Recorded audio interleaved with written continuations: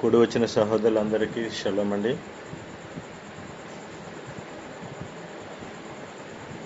ఈరోజు ఎల్లుల్ మాసము 21వ తారీఖు. గత 20 దినముల నుండి కూడా మనము ఉదయకాలము 5 గంటల నుంచి 7 గంటల వరకు షెల్కొత్ ప్రార్థనలతో పాటు షకారిత్ ప్రార్థనలు చక్కగా జరిపించుకుంటున్నాం.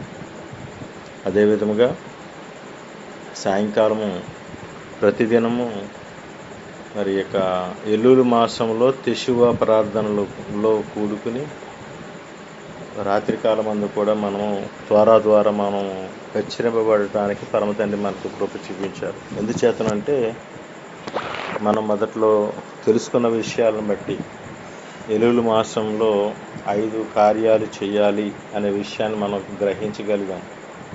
ఎల్లుల్లో మొదటిగా మనము తోరాను మనం నేర్చుకోవాలి, ప్రతిదినము తోరా ద్వారా మనం హెచ్చరింపబడాలని.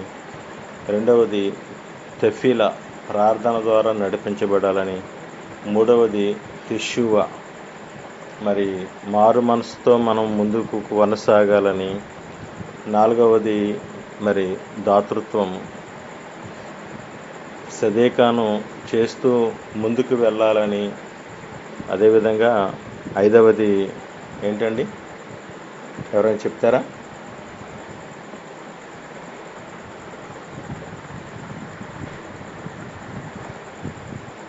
పరమదండి స్తోత్రం. ఇతరులకి చెప్పండి ఒకసారి.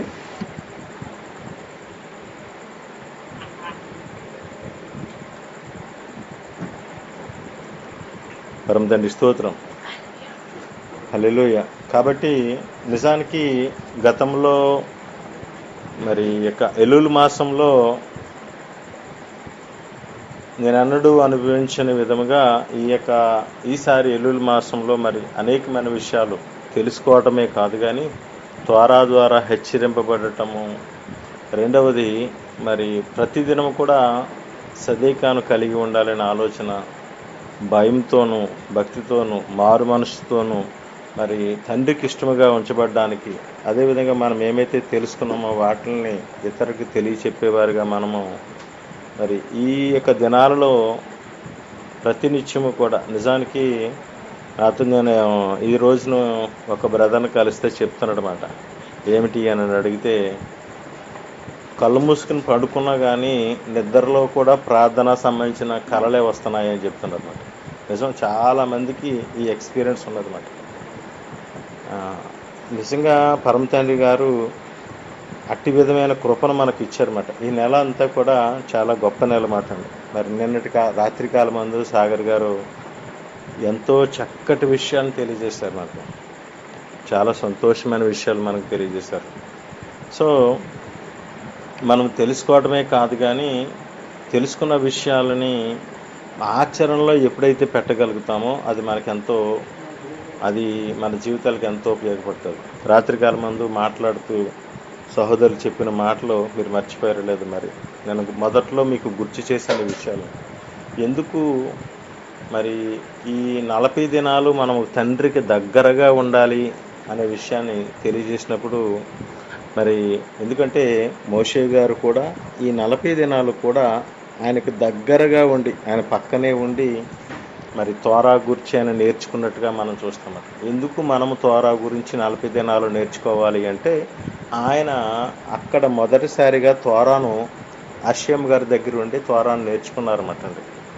అందువల్లనే మనము కూడా ఈ దినాలలో తప్పనిసరిగా చిన్న మాట అయినా నేర్చుకోవడానికి మనం బయలుదేరి వెళ్ళాలని తెలియచేయడం జరిగింది. అదేవిధంగా మరి అష్యం వారి దగ్గర ఆయన ఉన్నప్పుడు మరి ఆయన దేనికోసం ఎదురు చూశారు అంటే అన్నం తినడం కోసం, భోజనాల కోసం కాదు కానీ అష్యం యొక్క వాక్కు కోసం ఆయన ఎదురు చూసినట్టు చూస్తాం. అందుకనే ఆహారం వలన మాత్రం కాదు కానీ ఎలోహిము నోట నుండి వచ్చి మాట వలన నరుడు బ్రతుకుతాడు అని సెలవిస్తారు. అంటే నిజానికి అష్యం మాట అంత శక్తి గలదిగా మనం చూస్తామట. అదేవిధంగా మరి ఎన్నో విషయాలు ఈ యొక్క దినాలలో తెలియచేయబడుతున్నాయి. 20 దినాలు గడిచిపోయింది, మరొక 20 దినాల యొక్క సమయం మనకు ఉంచబడింది. మరి 20 దినాల్లో కూడా ప్రతి దినము కూడా ఒక క్రొత్తదనాన్ని చూడటం జరుగుతుంది. ఇవాళ మీతో నేను మాట్లాడాలి అనుకున్న మాట ఏమిటి అంటే చారిటీ, అంటే దాతృత్వం లేదంటే సదేకానం కలిగి ఉండమని చెప్పడం ఎందుకు జరిగింది? ఈ చారిటీ వల్ల ఉపయోగం ఏమిటి? నిజానికి ధనము, అంటే ధనము మనము దానం చెయ్యాలి అని చెప్పబడుతుంది కదా, చెప్పడం జరిగింది. అంతేకాకుండా మనం నేర్చుకున్న మన యొక్క రబ్బీలు కూడా దాతృత్వం కలిగి ఉండటం అనే యొక్క కోణాన్ని చాలా విధాలుగా మనకు వివరించారన్నమాట.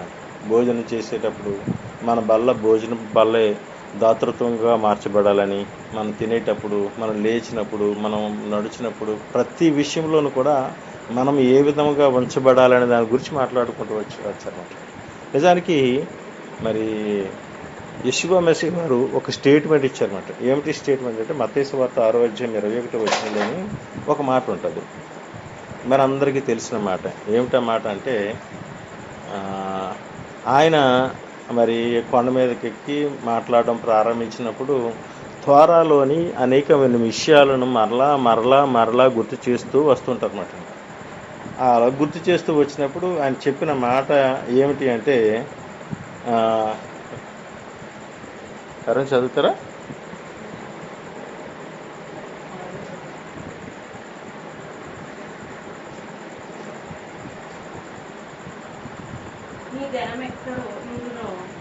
నీ ధనం ఎక్కడ నుండునో అక్కడనే నీ హృదయము ఉండును.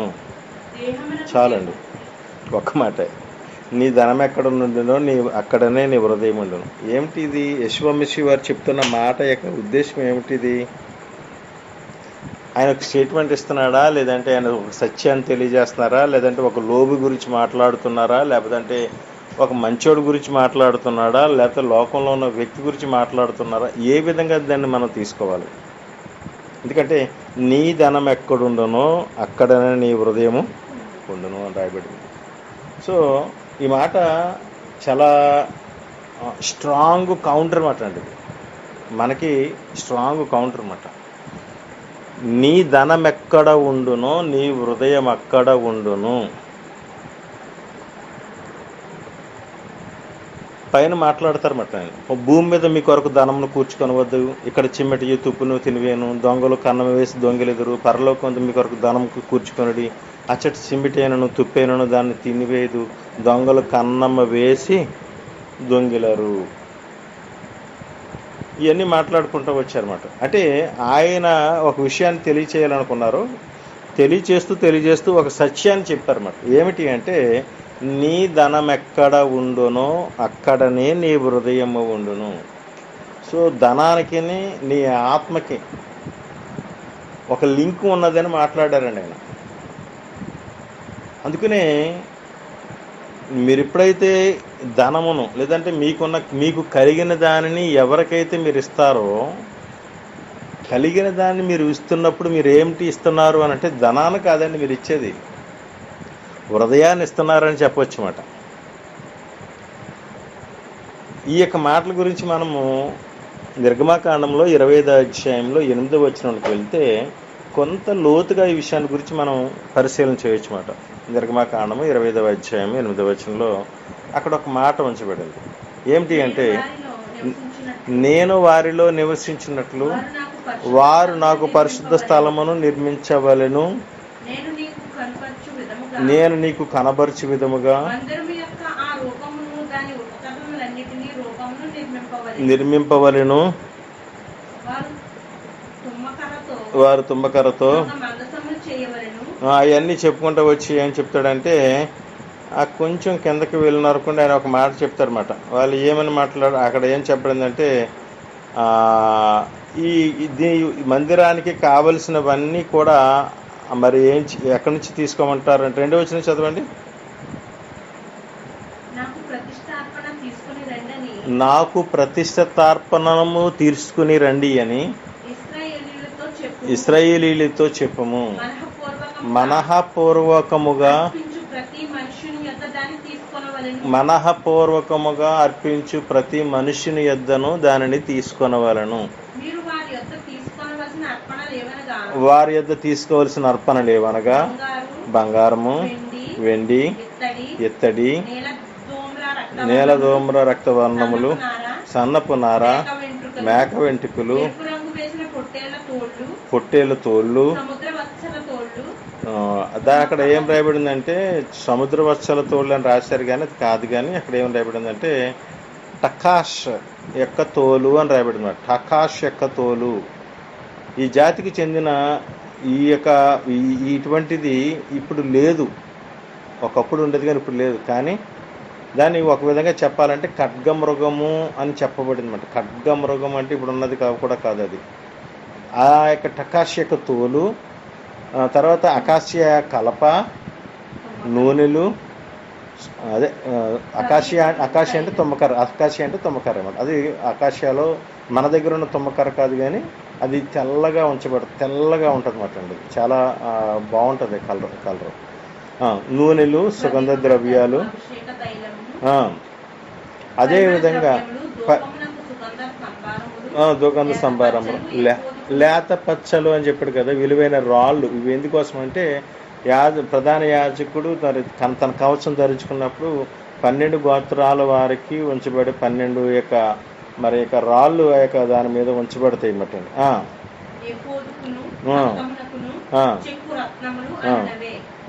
ఇవన్నీ ఉంచబడినట్టుగా మనం చూస్తామట్లేదు. సో ఇవన్నీ ఎలాగిమ్మన్నాడు అని అడిగితే ప్రతిష్ఠితార్పణముగా మనఃపూర్వకముగా ఇచ్చే వారి యొద్ద నుండి వీటిని తీసుకోమని తెలియజేసినట్టుగా మనం చూస్తామంట. సో ఎలాగివ్వాలి అని అడిగితే అవి అశ్వం వారి యొక్క మందిరాము యొక్క పరిచర్య నిమిత్తము ఏర్పాటు చేయబడటానికి వీటిని ఇవ్వమని చెప్పినట్టుగా మనం చూస్తామట. అందుకనే ఈ 7 రకాలు తీసుకుని ఆ యొక్క మందిరాని కోసం వీటిలో వాడినట్టుగా మనం చూస్తామట. అయితే విషయం ఏమిటి అని అడిగితే అక్కడ చెప్పబడిన మాట 2వ వచనంలో చెప్పబడింది ఏంటంటే దానిని స్వచ్ఛందముగా అంటే తనకు తానుగా హృదయంలో పుట్టిన దానిని బట్టి తీసుకుని రమ్మని చెప్పినట్టుగా మనం చూస్తామట. హృదయ ఉదారంగా ఉన్న అలాగే ఎప్పుడైతే తీసుకుని వస్తారో దానినే తిరుమ అర్పణ అని పిలిచారన్నమాట. తిరుమ అర్పణ అంటే ఆ యొక్క మనసులో ఆత్మలో పుట్టి నేను తండ్రి కోసం చెయ్యాలి అనుకునే యొక్క వ్యక్తితో దాని గురించి ఇక్కడ చెప్పడమాట. అలా ఇచ్చిన దానిని తీసుకోమని ఆయన చెప్పడమాట. ఆ తర్వాత ఆ విధంగానే అవి తీసుకురాబడింది. అవి తీసుకురాబడినప్పుడు ఏమైందంటే ఏవైతే ఆ విధంగా అర్పణలు తీసుకొచ్చారో ఈ అర్పణలు తీసుకొచ్చిన తర్వాత అవి ప్రత్యేకంగా ఎలివేట్ చేయబడ్డాయి, అంటే పైకి ఎత్తబడ్డాయి అంటారన్నమాట. నిజానికి ఈ పైకి ఎత్తబడటం అనే మాట చాలామందికి తెలియదు. కానీ ఎప్పుడైతే ఎవరైనా అశ్వం సన్నిధికి ఏదైనా ఒక అర్పణం తీసుకొచ్చినప్పుడు అండి ఆ అర్పణాన్ని ఎత్తి పట్టుకుని అంటారన్నమాట. ఎత్తి పట్టుకుని అంటే నిజంగానే ఆ అర్పణాన్ని తీసుకుని ఇలా పైకి ఎత్తి పట్టుకోవాలన్నమాట.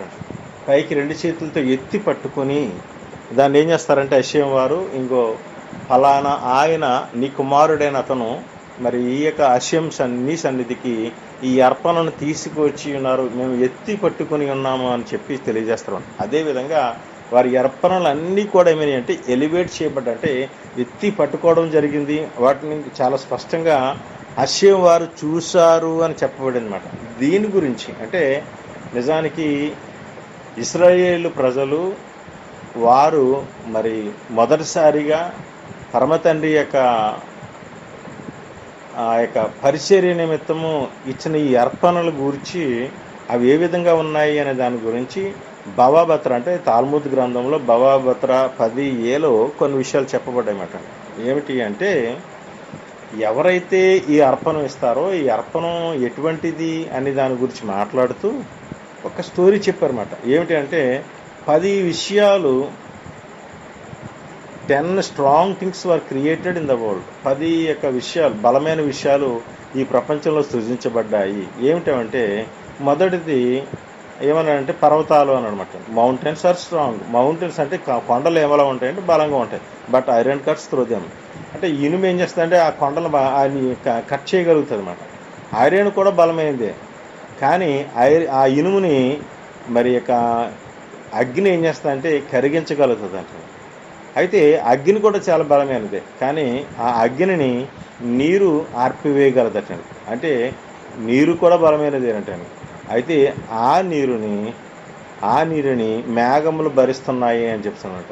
అదేవిధంగా మరి ఆ మేఘములు కూడా బలమైనవే, కానీ ఆ మేఘములను గాలి ఏం చేస్తుందంటే మరి చెదరగొట్టగలవు అని చెప్తుండమాట. అయితే గాలి కూడా బలమైనది అని అడిగితే ఆ గాలే మన శరీరము మోస్తుంది అని అనమాట.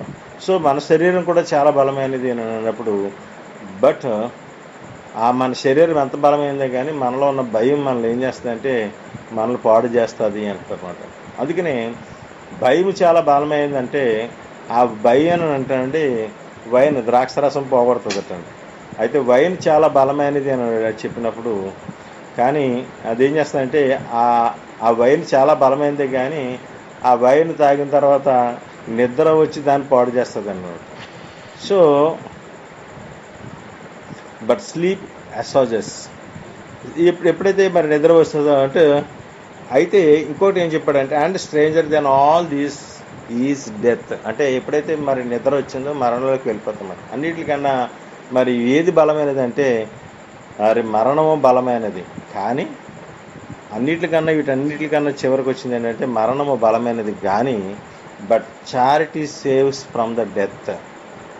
అంటే ఏం చేస్తుంది అంటే మరణం బలమైనదే కానీ మరణాన్ని నుంచి కాపాడగలిగేది ఏమిటి అని అడిగితే సదేక అంటండి.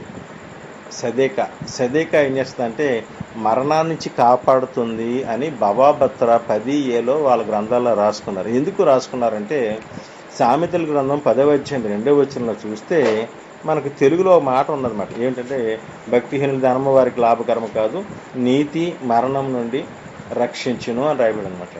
భక్తిహీనుల ధనము వారికి లాభకరము కాదు అనడం అంటే ఇక్కడ దేని గురించి మాట్లాడుతున్నాడు? ధనం గురించి మాట్లాడుతున్నాడు. భక్తిహీనుల ధనము వారికి లాభకరము కాదు, నీతి అన్నమాట. నీతిమంతుల యొక్క ధనము మరణము నుండి రక్షించును అని రాయబడాలన్నమాట. అది తాల్ముద్ గ్రంథంలో అలాగే రాసుకున్నారన్నమాట. అంటే నీతిమంతునిగా చేసేది కూడా నీతి అనేది ఏంటంటే సదేక అన్నమాట. సదేక అనేది నీతి. ఈ సదేక ఏం చేస్తుంది అని అడిగితే మరణము నుండి కాపాడుతుంది అని చెప్తున్నాడు అనమాట. ఎందుకు వీటన్నిటికంటే నిజానికి why exactly the charity is praiseworthy and so potential life saving అని మాట్లాడుతున్నాడు అనమాట.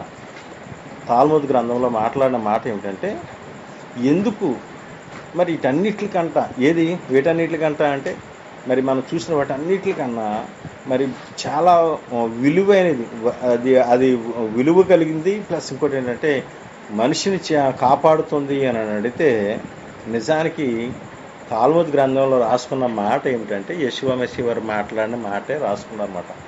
Your money and your soul, నీ యొక్క ధనమే అండ్ యువర్ సోల్, నీ యొక్క ఆత్మ. అందుకని యెషూవా మెస్సీ వారు 6:21 ఏమన్నాడంటే నీ ధనం ఎక్కడ ఉండునో నీ హృదయము అక్కడ ఉండును అని. అంటే నీ ధనము నీ ఆత్మ రెండు ఒకటేనండి. ఎందుకు అని అడిగితే నిజానికి ఈ లోకంలో మనము మనుగడ సాగించాలంటే, ఒక వ్యక్తి ఈ లోకంలో జీవించాలంటే అతనికి ఏమి కావాలి అని అడిగితే ధనం లేకుండా ఏ వ్యక్తి బ్రతకలేడు, ఎవరు విలువ ఇవ్వరు. వితౌట్ మనీ అంటే ఎందుకంటే one cannot afford the necessities of the life such as food and shelter. అంటే ఈ ఆహారము మరి షెల్టరు ఈ నీడ ఇవన్నీ కావాలి అంటే అతనికి ఏం కావాలంటే ధనం చాలా అవసరం. కాబట్టి money is the tool that keeps one soul active in this world. అంటే ఈ ధనం ఏం చేస్తుంది అంటే ఒక మనిషి యొక్క ఆత్మను ఏం చేస్తుందంటే చచ్చిపోకుండా అతను ఏం చేస్తుందంటే ముందుకు తీసుకువెళ్ళే ఒక సాధనంగా ఉంచబడుతుంది. అందుకనే ఈ మనీకి ధనానికి ఆత్మకి ఇంటర్ కనెక్షన్ ఉన్నదన్నమాట. అంటే ఒకదానికొకటి బంధం కలిగి ఉన్నది అని చెప్తున్నమాట. Therefore money is the tool that keeps one's soul active in this world. ఒకవేళ గాక అతనికి డబ్బే అవసరం లేదు అనుకున్నవాడుగా ఉండగలిగితే అది ఏమవుతుంది అంటున్నాడంటే మరి otherwise the soul departs the body. ఒకవేళ అలా లేదనుకుంటే అతని దగ్గర నుంచి ఆ ఆత్మ వెళ్ళిపోతుంది అంటుంది. ఎందుకంటే to earn this money one must expend their time and energy through work. అంటే ఈ ప్రతి వ్యక్తి ఏం చేయాలి అని అడిగితే ఈ డబ్బును సంపాదించాలంటే సమయాన్ని వెచ్చించాలి, అతని యొక్క శరీరాన్ని వెచ్చించాలి, అతని మనసును ఆలోచన సమస్తాన్ని కూడా మరి ఏం చేయాలంటే పని నిమిత్తం ఖర్చు పెట్టాల్సి ఉంటుంది. సిన్స్ అందుకనే ఏమంటున్నాడు, without the soul the body is inanimate. ఒకవేళ కాక మన ఆత్మ కాక మనలో లేకపోతే మన శరీరం కూడా ఏదైనా కదలిక లేని చచ్చిపోయిన దానిలోగానే ఉంటుంది. It is ultimately the efforts of the sun that brings one in income. అంటే ఏమవుతుంది అని అడిగితే ఒక వ్యక్తి మరి అతను తెచ్చే యొక్క ఆదాయం మీదే అది ఉంటుంది అన్నాడు అనమాట. The establishment of fundamental soul money cycle. In fact మన యొక్క నిజానికి మన యొక్క రబ్బీలు కూడా ఏమైనా మాట్లాడుతున్నారంటే డబ్బు అనే దాన్ని ఇస్రాయేల్ ఏమని పిలుస్తారంటే షెకేల్ అని పిలుస్తారన్నమాట. షెకేల్ అంటే షీను కోఫు లామెద్. షీను కోఫు లామెద్ని కలిపితే ఏమవుతుందంటే లామెద్ అంటే 40 అనుకుంటా, షీన్ కోఫు ఈ రెండు కలిపితే ఏమవుతుంది, మొత్తం 430 అవుతుంది అన్నమాట. అయితే మన ఆత్మ అని అన్నాం కదండి, ఈ ఆత్మ పేరు ఏం పేరంటే నెఫేష్ అన్నమాట.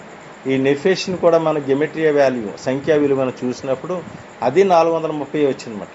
విచిత్రం ఏంటంటే రెండు ఒకదానికొకటి కలిసి ఉంటాయి అన్నమాట అండి. అందుకనే రెండు ఒకటి అంటే మనిషి లోకంలో జీవిస్తున్నట్టు అతను డబ్బును సంపాదిస్తూ ఉండాలన్నమాట. తప్పనిసరిగా సంపాదించాలి. అతను ఎలా ఉంటాడంటే లేదు అని అంటే అతని దగ్గర డబ్బు మరి కదలట్లేదు అని అంటే సంథింగ్ తేడా అని అర్థం అన్నమాట. అందుకనే కంపల్సరీ ఉంచబడదు. అందుకనే ఏం మాట్లాడుతూ నీ ధనం ఎక్కడ ఉండనో నీ యొక్క హృదయం కూడా అక్కడ. అంటే ఇక్కడ లింక్ ఉన్నదన్నమాట. అందుకోసమే ఇక్కడ కొన్ని విషయాలు మనం చాలా డీప్గా, దీని ఏమంటారు డీప్గా అంటే కబ్బాలిస్టిక్ వేలో అంటారన్నమాట. కబ్బాలిస్టిక్గా మనం ఈ యొక్క చారిటీని మనం జాగ్రత్తగా పరిశీలన చేస్తే our spirit is deeply bond with our finances which is why many people find it's so hard to part with their money. అందుకని ఏమవుతుంది అని అడిగితే చాలామంది ఏమవుతారంటే ఈ యొక్క ఆర్థిక సమస్యలతో చాలా ఏంటంటే ముడిపడి ఉంటారన్నమాట. అందుకనే వాళ్ళు డబ్బు నుంచి విడిపోవడం అనేది చాలా కష్టం అన్నమాట.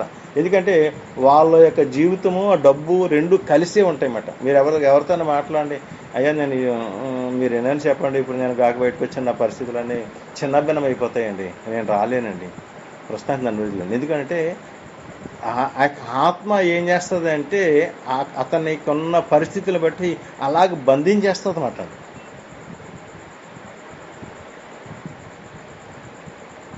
అందువల్ల ఈ ఆత్మ ఈ డబ్బు రెండు కూడా రెండుకి ఏముందంటే ఒక బంధం ఉంటుంది అన్నమాట అండి. విడిపోని బంధం ఉంటుంది అన్నమాట మన యొక్క ఆలోచనలోనే మన విధానాల్లో కూడా. కాబట్టి ఏమవుతుంది అని అంటే మనకి తెలియకోకుండానే మనము ఒక విధమైన సోల్కి అంటే ఒక విధమైన ఆత్మకి మనం కట్టుబడతాం. ఏమిటి అంటే డబ్బును సంపాదించాలి అనే దానితో మనం ఏమవుతాం అంటే నడిపించబడతా ఉంటాం అన్నమాట. అందుకనే ఎప్పుడైనా ఒక వ్యక్తి కొంత డబ్బుని దానం చేస్తున్నాడు అని అనుకోండి, అతడు ఏమిస్తున్నాడు అని చెప్పచ్చు, మీరు హృదయం ఇస్తున్నాడని చెప్పచ్చు అన్నమాట. బారుకెర్షం ఏమిస్తున్నాడని చెప్పచ్చు, హృదయం ఇస్తున్నాడని చెప్పచ్చు. ఎంత లోతుగా ఉందండి మాట బారుకెర్షం. అయితే అందుకనే చూడండి, ఇక్కడ మనం గమనించవలసిన విషయం ఏమిటి అని అడిగితే ఇశ్రాయేలు ప్రజలు పరమ తండ్రికి మందిరం కట్టడానికి ఏమిచ్చారు చెప్పండి. ఇప్పుడు వాళ్ళ హృదయాలనే ఆశయం మందిరానికి ఏం చేశారంటే వాళ్ళ హృదయాలనే ఇచ్చేస్తారండి. అసలు ఎక్కడ కూడా జంకలేదు మాట అండి. ఇప్పుడు ఏమిచ్చారు అని అడిగితే వాళ్ళ హృదయాలు ఇచ్చారండి. ఎందుకంటే వాళ్ళ హృదయం దేనితో నింపబడుతుంది, నీ యొక్క ధనం ఎక్కడ ఉండునో నీ మనసు ఎక్కడ, నీ ధనం ఎక్కడ ఉంటుందో నీ హృదయం అక్కడే ఉంటుంది అన్నమాట. అంటే ధనము హృదయము రెండు ఒక్కటే మాట అండి ఇంచుమించుకాని. నెఫెష్, అందుకనే నెఫెష్ 430, అదేవిధంగా షెకెల్ 430. సో రెండిట్లకి కనెక్షన్ ఉన్నదన్నమాట. ఈ రెండు కలిసే ఉంటాయన్నమాట. సో అందువల్ల ఏమవుతుందంటే వీళ్ళు ఇవ్వాలనుకున్నప్పుడు ధారాళముగా, అందుకని ఏమన్నాడంటే అశ్యం వారు కూడా మీరు ఇవ్వాలనుకున్నప్పుడు ఏం చేయాలంటే హృదయపూర్వకంగా కాదు, హృదయాలనే ఇచ్చారన్నమాట వాళ్ళు. అందుకనే వారిని అశ్యం వారు ఏం చేశారు అని అంటే చాలా గొప్పగా ఆశీర్వదించారన్నమాట వాళ్ళు. అప్పుడు వాళ్ళని ఆశీర్వదింపబడిన విధానంలో వాళ్ళు దాన్ని ఇవ్వడం ద్వారా వాళ్ళు ఏమయ్యారంటే గొప్పగా ఆశీర్వదింపబడ్డారటండి. ఇంకా ఏమని చెప్పండి, ఇశ్రాయేలు అద్భుతమైన ఆధ్యాత్మిక ఔన్నత్యాన్ని పొందారు, మరియు వారి మధ్యలో దేవుని ఉనికిని పొందేందుకు వాళ్ళు యోగ్యత పొందారన్నమాట. అంటే ఏమిటంటే అశ్యం ఒక మాట చెప్పాడు, ఏమని అన్నాడంటే నేను వారి అంటే అరణ్యంలో ఉండడం కోసం కాదు, ఆయన బయలుదేరలేదు, అరణ్యంలో నివసించడానికి కాదు, ఇశ్రాయేలీయుల మధ్య నివసించడం కోసం బయలుదేరాడు ఆయన. అది ఇశ్రాయేలీల మధ్య నివసించాలంటే వీళ్ళ హృదయాలు ఆయనకి ఇస్తేనే కదా ఆయన వచ్చి ఉండడానికి.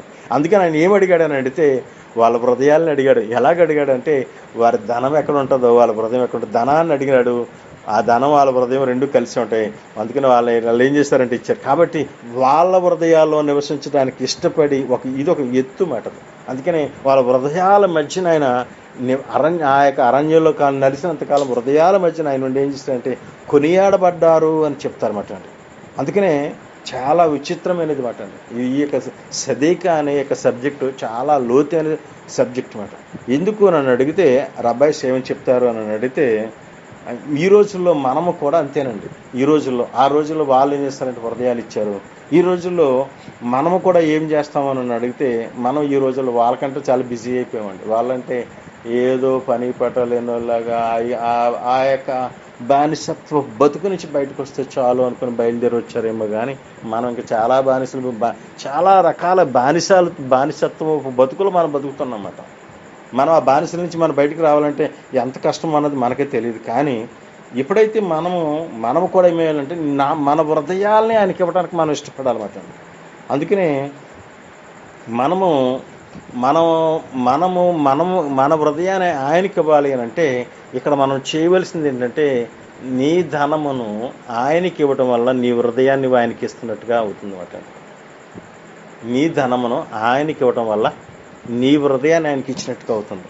అందుకనే మనకి ఈ లోకంలో చాలా భౌతికమైన చాలా అవసరాలు ఉంటాయన్నమాట. వాటి కోసం మనం ఖర్చు పెట్టే డబ్బు చాలా ఎక్కువగా ఖర్చు పెడతాం. కానీ అశ్యం వారికి ఖర్చు పెట్టే డబ్బు చాలా తక్కువగా ఖర్చు పెడతామంటే ఎందుకు నన్ను అడిగితే మన అశ్యం వారిని ప్రేమిస్తున్న విధానాన్ని మాత్రమే ఇక్కడ కనబడుతుంటుంది అన్నమాట. ఇంకొక గొప్ప విషయం ఏమిటో నన్ను అడిగితే మనము ఎప్పుడైతే ఆధ్యాత్మిక సంబంధమైన విషయంలో లేదంటే ఆయన యొక్క మిస్బోతను ఆయన యొక్క సదేకాను మనం కలిగి ఉండటం కోసం మనం ఖర్చు పెట్టినప్పుడు మన డబ్బును ఎప్పుడైతే మనం ఖర్చు పెడతామో అది ఏమవుతుంది అని అడిగితే మరి మన కోసము దాచబడిన ధనముగా మార్చబడుతుంది అన్నమాట. ఒక విధంగా చెప్పాలి అంటే ఒక వ్యక్తికి $10 ఉన్నాయటండి. ఎన్ని డాలర్లు? $10 ఉన్నాయటండి. అతడు ఏం చేశాడు అని అడిగితే అశ్యంకి ఇవ్వాలనుకున్నాడు. ఎంత ఇస్తాడు అశ్యంకి ఇవ్వాలనుకున్నప్పుడు?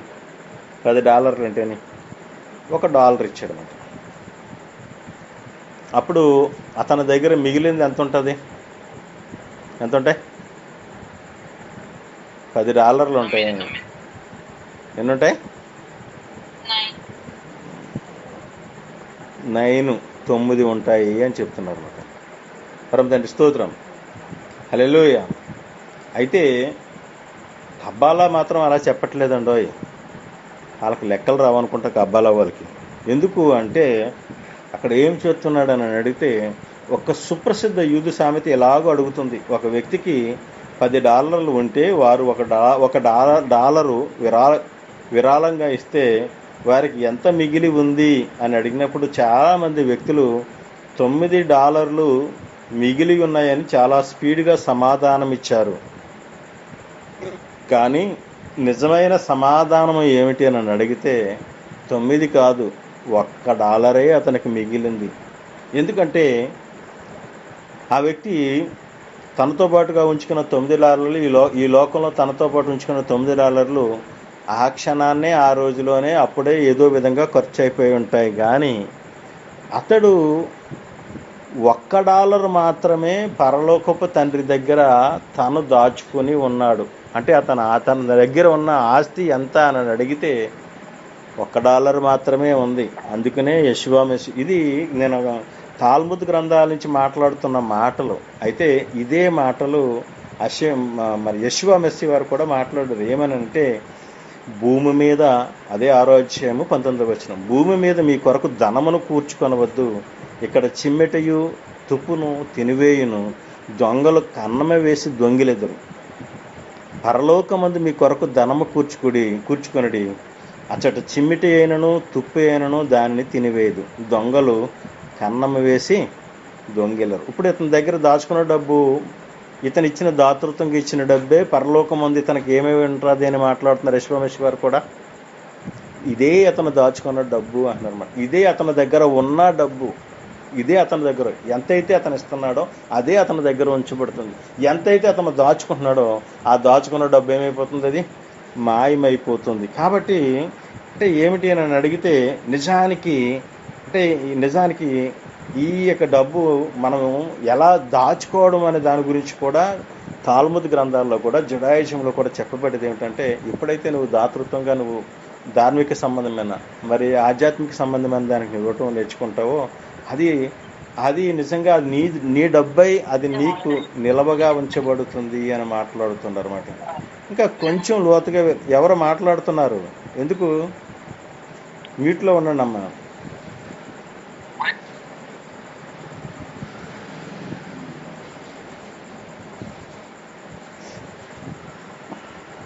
అయితే కొంచెం లోతుగా వెళ్తే కబ్బాలిస్టిక్గా దీని గురించి చెప్పినప్పుడు, మరి ఇశ్రాయేలు ప్రజలు ప్రపంచమంతా చెదిరిపోయినప్పుడు వాళ్ళు చెదిరిపోయిన తర్వాత వాళ్ళు ఎందుకు మరి అష్షేము వారిని ఆ విధంగా చేశారు అని అడిగితే, నిజానికి ఏమిటి అని అడిగితే, ఆయన ఈ భూమి అంతటా కూడా ఏం చేశాడంటే ఆధ్యాత్మికమైన స్పార్క్స్ని కలిగి ఉన్న కొన్ని స్పార్కులు భూమి అంతా ఆయన విసిరివేశాడు అంటారన్నమాట. సో ఎప్పుడైతే మరి ఇలా ప్రపంచవ్యాప్తంగా విడిపోయి అక్కడక్కడ చిక్కుకుపోయిన వాటిల్ని కలెక్ట్ చేసే యొక్క బాధ్యతను ఎవరికి ఇచ్చారు అని అంటే, మరి ఇశ్రాయేలు ప్రజలకు ఆయన ఇచ్చినట్టుగా మనం చూస్తామట. ఇశ్రాయేలు ప్రజలు ఏం చేస్తారు అని అంటే, మరి ఎక్కడైతే మరి ఈ యొక్క మరి వారు వెళ్ళిన ప్రతి చోట కూడా వాళ్ళు ఏం చేస్తారు అని అడిగితే, ఆ యొక్క సేమ్ అంటే మళ్ళీ ఆ యొక్క ఎక్కడైతే స్పార్క్స్ అంటే మనలాంటి ఆత్మలు అక్కడక్కడ కొన్ని జీవం కలిగిన మిరుకు మెరిసే స్పార్క్స్ ఏదైతే ఉన్నాయో వాటిని కలెక్ట్ చేసే పనిని ఆయనకి ఇచ్చాడనమాట. అందుకని యెషువా మెస్సి వారు అంటాడండి, మరి నేను నా దూతలను పంపుతాను, వాళ్ళందరూ వచ్చి ఏం చేస్తారంటే వాళ్ళందరినీ ప్రోగు చేస్తారు అంటారన్నమాట. ప్రకటన రాసిన గ్రంథంలో కూడా సేమ్ అదే విషయాన్ని తన దూతను పంపినప్పుడు ఆయన మరి వాళ్ళందరినీ ఏం చేస్తారంటే ప్రోగు చేస్తారు, కొడవలు కొట్టి కోత కోసేదంతా పోగు చేస్తారని కూడా మాట్లాడుకుంటూ వస్తుంటారు. సో ఈ విధంగా పోగు చేసే యొక్క బాధ్యతను ఆయన కొంతమంది మీదకి అప్పగిస్తున్నాడు అన్నమాట.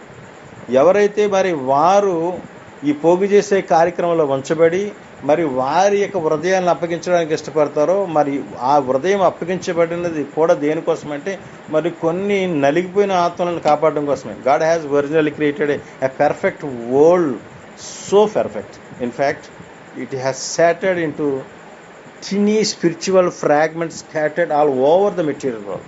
అంటే ఏమైంది అంటే ప్రపంచం అంతా కూడా వెళ్ళిపోయింది అన్నమాట. The purpose of the Jew is just about every మిస్వా జూ ఫుల్ఫిల్స్ అన్నమాట. అంటే యూదుడు ఏం చేస్తాడంటే ప్రతి ఒక్క ఆజ్ఞను కూడా ఏం చేస్తాడంటే అతను పరిపూర్ణం చేస్తుంటాడు. సో ఎప్పుడైతే ప్రతి ఆజ్ఞను ఎప్పుడైతే చేస్తూ ఉంటాడో, ప్రతి ఆజ్ఞను అతను అనుసరిస్తూ ఉంటాడో, ఆయన చెప్పిన ప్రతిదాన్ని ఎప్పుడైతే ప్రతి ఆజ్ఞను చేస్తున్నప్పుడు అంటండి ఒక్కొక్క స్పార్క్ ఏమవుతుందంటే వాళ్ళలోంచి బయటికి వెళుతుంటుంది అన్నమాట. ఈ వెళ్ళిన స్పార్క్ ఏమవుతుందంటే ఒక బంధింపబడిన మరొక స్పార్క్కి ఏంటంటే కనెక్ట్ అయ్యి ఆ ఈ స్పార్క్ ఏం చేస్తుందంటే బంధింపబడిపోయి దాగిపడిపోయిన ఆ స్పార్క్ అంటే ఒక జీవిని లేదంటే ఒక ఆత్మను ఏం చేస్తుంటే బయటికి తీసుకొచ్చే యొక్క పనిని తీసుకుంటుందంట. అదే ఈ లోకంలో వారు చేస్తున్న ఈ పని మాట. అందుకని ఏమన్నాడంటే is to free those who trapped spark from there కెలిఫోత్. అంటే వాళ్ళ యొక్క దాచబడి ఉన్న దాంట్లో నుంచి షెల్లలో నుంచి లేదంటే ఒక దానిలో నుంచి వాళ్ళు ఏమవుతారంటే బయటికి ఎప్పుడు వస్తారు అని అంటే ఎప్పుడైతే మరి ఇది చేస్తున్నప్పుడే. అందుకనే చూడండి ఇశ్రాయేలీయులు ఏం చేస్తారు అని అడిగితే, in the same way that the reciting blessing before the consuming the food it is said A free what ever the sparks. ఎప్పుడైతే మనం మరి భోజనం చేస్తున్నప్పుడు మరి ఒక బ్రకాను మనం చెప్తామట. ఈ బ్రకా చెప్పినప్పుడు కూడా ఏమవుతుందంటే కొన్ని స్పార్క్స్ బయటకు వెళ్తాయిటండి. మనం భోజనం చేస్తున్నప్పుడు కొన్ని స్పార్క్స్ మనలోనికి వస్తూ ఉంటాయి ఏంటండి. మరి మనం భోజనం చేసిన తర్వాత చేతులు కడుక్కున్నప్పుడు కొన్ని స్పార్క్స్, అంటే స్పార్క్ అంటే మీకు తెలుసు కదా. స్పార్క్ అంటే ఎలా ఉంటుందంటే, మీరు అగ్గిపెట్టి మీరు గ్యాస్ లైటర్ తోటి గ్యాస్ని వెలిగించినప్పుడు గ్యాస్ని ఆ లైటర్ని నొక్కినప్పుడు వచ్చేది చిన్న స్పార్క్ వస్తుంది నాకు. ఆ స్పార్క్ ఏం చేస్తుంది, ఆ యొక్క స్టవ్ని వెలిగించి మనకు కావాల్సిన వంటకానంతా తయారు చేస్తుంది. ఆ స్పార్క్ లేకపోతే ఆ గ్యాస్ ఉండి కూడా ఏం చేసుకోలేమన్నమాట. అదేవిధంగా ఈ స్పార్క్ ఎవరై ఉంటారు అని అంటే, ఆ మిట్స్వాని ఎవరైతే పరిపూర్ణంగా చేసేవారు ఉంటారో వాళ్ళ ఈ స్పార్కులు అన్నమాట. ఆ యొక్క అది ఏం చేస్తుంది. అందుకనే చూడండి ఈ రోజుని ఆ స్పార్క్ యూదుడై ఉన్నాడు అన్నమాట. ఈ రోజుని ఆ యూదుడే ఆ స్పార్క్ అయి ఉన్నాడు. కాబట్టి వాళ్ళు ఏం చేస్తారంటే ఎక్కడికి వెళ్ళా కానీ ఆయన ఆజ్ఞను ఆచరిస్తూ ఉంటారు. కాబట్టి అందుకని ఈ రోజున ఆశయం వారిని ఏం చేశారంటే, చూడండి వాళ్ళు ఏం చెప్తున్నారు అని అడిగితే ఒక మాట మీకు చదివి వినిపిస్తాను.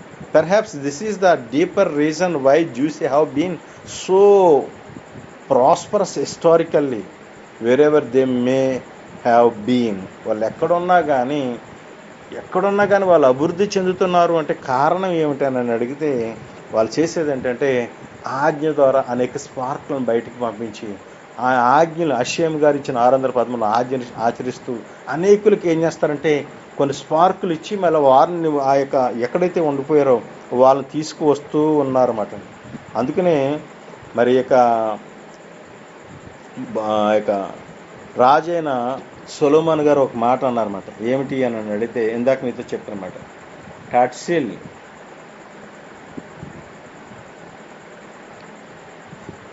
టాట్సిల్ మెమ్రాత్ అని చెప్తున్నమాట. సదేకా టాట్సిల్ మెమ్రాత్ అంటే దాతృత్వము మరణం నుండి కాపాడుతుంది. సదేకా టాట్సిల్ మెమ్రాత్ అంటే మరణం నుండి ఈ సదేకా అనేది charity saves from the death. అంటే ఇంకా క్లియర్గా చెప్పాలి అని అంటే నీ హృదయాన్ని నీ సంపదను నువ్వు ఎప్పుడైతే ఇవ్వటానికి ఇష్టపడతావో. అందుకనే విశ్వామేశ్వర్ ఒక మాట చెప్తారు, మీకు గుర్తుందో లేదో. మరి ఈ లోకములో తనకున్న దానిని పోగొట్టుకున్నవాడు ఏమవుతాడంటే ఈ లోకంలో ఉన్నదంతా తను సంపాదించుకోగలిగిన వాడుగా ఉంచబడతాడంటే అది యూదుడు మాట అండి. అంటే ఈ లోకంలో ఈ ఆశయం కోసం తనకున్న దాన్ని ఇవ్వటం నేర్చుకున్నవాడు ఈ లోకంలో ఉన్నదంతా అతను పొందుకోగలుగుతాడు. మార్క్స్ వార్త అనుకుంటాను 10వ అధ్యాయము 37వ వచనంలో అనుకుంటాండి. ఆ మాట చూడండి చాలా విచిత్రంగా ఉంటుంది. ఎందుకంటే మనకు సదేకా గురించి మనకు తెలిసిన విషయాలు చాలా తక్కువ మాట.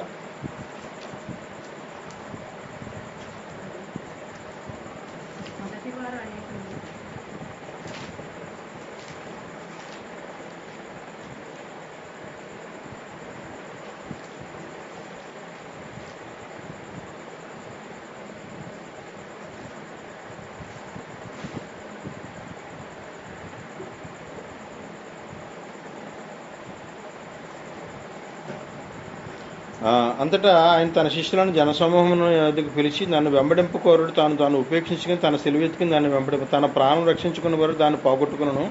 8వ అధ్యాయము 35వ వచనం. తన ప్రాణమును రక్షించుకొనగోరువాడు దానిని పోగొట్టుకును. నా నిమిత్తము సువార్త నిమిత్తం తన ప్రాణమును పోగొట్టుకున్నవాడు దాన్ని ఉపేక్షించుకును. ఒకడు సర్వలోకమును సంపాదించుకుని తన ప్రాణం పోగొట్టుకుంటే వానికి ఏమి ప్రయోజనము? మనుషుడు తన ప్రాణం బ్రతిక ఏమి ఇయ్యగలుగును? మాట్లాడుకుంటూ వస్తాం. అంటే మనం ఎప్పుడైతే మనకు కలిగిన దానిని మనము ఆయన కోసం మనం ఇవ్వటం చేయగలుగుతాము. 10వ అధ్యాయం 28వ వచనం అంటాడండి పేతురు, ఇదిగో మేము సమస్తమును విడిచిపెట్టి నేను వెంబడించి ఆయన చెప్పసాగాను. అందుకు యెషువ ఇట్లను, నా నిమిత్తము సువార్త నిమిత్తము ఇంటి వారినైనా అన్నదమ్ములైన అక్కచెల్లెలైనను తండ్రులైనను పిల్లలైనను భూములైనను విడిచినవాడు ఇప్పుడును యహమందును హింసలతో పాటు 100 ఎండ్లను అన్నదమ్ములను అక్కచెల్లెలను తల్లులను పిల్లలను భూములను రాబో లోకంలోనూ నిత్యజీవమును పొందుదురని మీతో నిత్యముగా చెప్పుచ్చు. అంటే ఏమిటి అంటే నువ్వు ఏదైనా ఆశయం పని నిమిత్తం ఏదైనా లూజ్ అవుతున్నావంటే, ఏదైనా పోగొట్టుకుంటున్నావంటే, నువ్వు పోగొట్టుకోవడం కాదు, నీ సోల్ని నీ సోల్ అంటే నీ ఏదైతే నీ పొజిషన్, నీ యొక్క ఆస్తి లేకపోతే నీ ధనము వాటెవర్ ఏదైనా కానీ నీవు అశ్యం కోసం నువ్వు ఇస్తున్నావు అని అడిగితే నువ్వు ఇస్తున్నట్టు కాదు, కానీ నువ్వు సేకరించుకున్నట్టుగా. కానీ నీవుగా దాన్ని నీకు అశ్యం కోసం నువ్వు ఖర్చు పెట్టడానికి ఇష్టపడట్లేదు అని అంటే దాని అర్థం ఏమిటి అంటే అది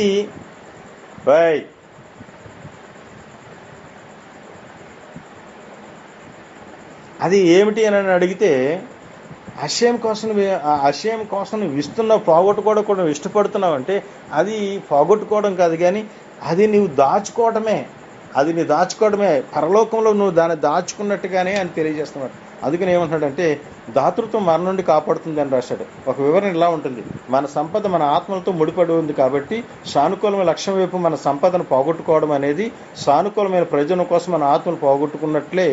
ఏ కారణం చేతనైనా ఒక వ్యక్తి తన భూ సంబంధమైన జీవితం ముగియడానికి, వారి ఆత్మను తీసివేయడానికి వారిపై పరలోకపు డిగ్రీని కలిగి ఉండవచ్చు. దాన ధర్మం చేయడం ద్వారా వారు తమ ఆత్మలో కొంత భాగాన్ని స్వచ్ఛందంగా వదులుకున్నట్టే. తద్వారా పరలోకపు శాసనాన్ని శాంతపరుస్తారు, మరియు ఏమవుతారంటే పరలోకంలో వారు దానిని పొందుకుంటారు అని చెప్తున్నాడు అన్నమాట. అంటే ఏమిటి అని అడిగితే ఎప్పుడైతే మనం ఒక దాన్ని ఇవ్వగలుగుతున్నామో అశ్యం దాని ద్వారా మనకి ఏం చేస్తారంటే ఒక మేలును సమకూరుస్తారు అని చెప్తున్నమాట. నాకు ఈ మెసేజ్ పంపిన ఈయన ఒక కథను చెప్పాడు మాట అండి. నేను ఆ కథనే చెప్తున్నాను, నేనేం కల్పించట్లేదు. కానీ ఆయన ఒక రోజు మరి ఆయన తన కారులో బయలుదేరి వెళ్ళిపోతున్నప్పుడు ఒక మలుపు దగ్గరికి వచ్చిన వరకు ఇప్పుడు ఒక వ్యక్తి మరి చాలా హృదయ విదారకమైన పరిస్థితిలో ఉండి అతను చాలా మరి ఎవరైనా ఏదైనా సహాయం చేస్తే తీసుకునే విధానంగా అతనికి రోజు కనబడుతుండేవాడు. అతన్ని చూసినప్పుడు ఎప్పుడు అతను సహాయం చేయలేదు, కానీ ఎందుకు ఈసారి సహాయం చేద్దామని బయలుదేరి ఆ మలుపు తిరిగి ఆ మలుపు పక్కకి ఆ మూలకి తన కారును అలా తీసుకువెళ్ళి తన ఆ కిటికీ ఆ యొక్క గ్లాస్ కిందకు దించి అతన్ని పిలిచి అతనికి డబ్బు ఇస్తాడన్నమాట. అతనికి డబ్బిచ్చి అతను డబ్బు ఇచ్చేసిన తర్వాత ఇచ్చాను, సరే ఏదో జరిగింది పోనీ నేను ఇవ్వాలనుకున్నాను ఇచ్చేసాను అని చెప్పేసి అతను వెంటనే కారుని తీయబోయే సమయానికి ఏమవుతుందంటే అతను ఎలాగ ఇచ్చేసి ఇలా తిరిగే సమయంలో ఏమవుతుందంటే ఒక పెద్ద ట్రక్ ఏమవుతుందంటే మరి అకస్మాత్తుగా బ్రేకులు ఫెయిల్ అయ్యి అదే రోడ్లో ఎదరకు వచ్చేసి ఒక దాన్ని గుద్దేస్తుంది. ఒకవేళ కాక అతనికి డబ్బు ఇవ్వడానికి ఆగకపోయి ఉంటే ఆ ట్రక్ నా కారుని క్రాష్ చేసి నేను చనిపోవలసి ఉండేది. నిజమే కదా. మరి భక్తుడైన సొలొమోను చెప్పినట్లుగా సదేక అంటే ఏదైనా దాతృత్వం చేయడం ద్వారా మరి ఒక ప్రాణాన్ని మనం కాపాడుకోవచ్చు లేకపోతే కాపాడవచ్చు అనే మాట ఇది నిజము కాదా అని చెప్పి తెలియజేసుకుంటాం. మరి పరమ తండ్రి స్తోత్రం. మరి అంటే ఏమిటి అని అడిగితే నిజమండి, మన జీవితాల్లో కూడా మనం కూడా చాలాసార్లు మన జీవితాలు మనం ఏదో కాపాడుకుంటాం అనుకుంటాం, కానీ కాపాడేది ఆయనే మనల్ని కాపాడుతుంటాడు. మనం ఎప్పుడైతే దాతృత్వం కలిగి అవసరతలో ఉన్న వారిని ఆదుకునేవారుగా మనం ముందుకు వెళ్ళేవారుగా ఉండగలిగినప్పుడు అశ్యం యొక్క పనిని మనం కొనసాగించేవారుగా ముందుకు వెళ్ళినప్పుడు మరి ఇశ్రాయేలు ఏ విధంగా పైకి ఎత్తబడి ఆస్వాదించబడి అశ్యం వారి మధ్యన జీవించడానికి వారితో కలిసి నడవటానికి ఆ కృప వారి మీద ఏ విధంగా సహాయపడిందో మన మీద ఆ విధంగా సహాయపడుతుంది. అటు విధమైన మరి యొక్క సహాయం మనకు కలిగి ఉండాలని మనము ఆ విధంగా ముందుకు కొనసాగాలని మరి కోరుకుంటూ తన తండ్రి తన మాటలు దీవించి ఆస్వాదించును గాక. ఆమేన్. ప్రార్థన చేసుకుందామండి.